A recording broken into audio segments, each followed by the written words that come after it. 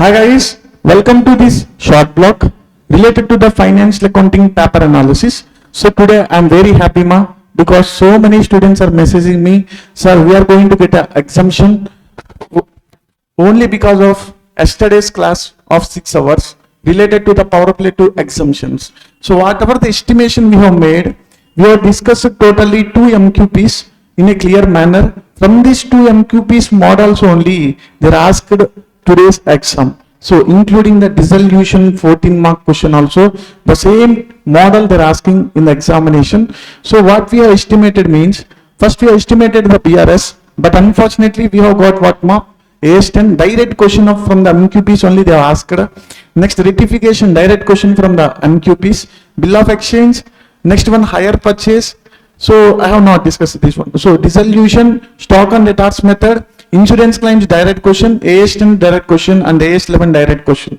Sir, simple questions they ask to you. Already we have taken so many precautions. I have released so many marathons also, and because of you only, I have spent 6 to 7 hours in yesterday's session, and whatever the questions we have discussed in yesterday's section, the same model they asked us, nearly 70 plus marks we are going to get, we have got from yesterday's discussion. Okay, so let us meet in the corporate accounting ma. So meanwhile, I am going to discuss the answers for the today's MCQs.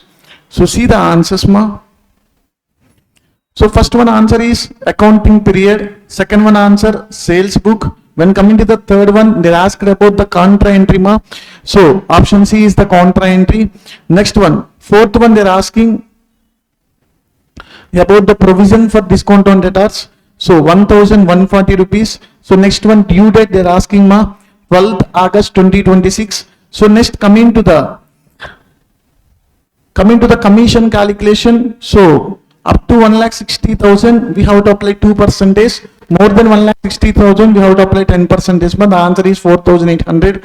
So next one, insurance premium they are paying annual basis. So that is the reason 15,000 into 9 by 12 and 24,000 into 3 by 12 we are going to get 17,250.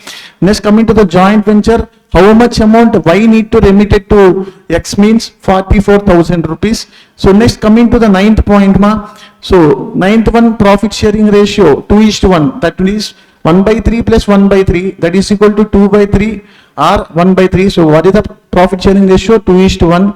And next we are going to get a goodwill calculation ma. Already we have discussed in yesterday's class, 5 lakh rupees. And then we are having what ma? Unrealized profit. So that is equal to 5,000. And cancelable lease, operating lease. AS1, fundamental accounting assumptions, going concern, consistency and accrual. So next one, when coming to here, the very important point, capital subsidy in the backward region. What is the entry for this one ma? Cash or bank account debited to capital reserve. So this should be directly credited to the capital reserve account.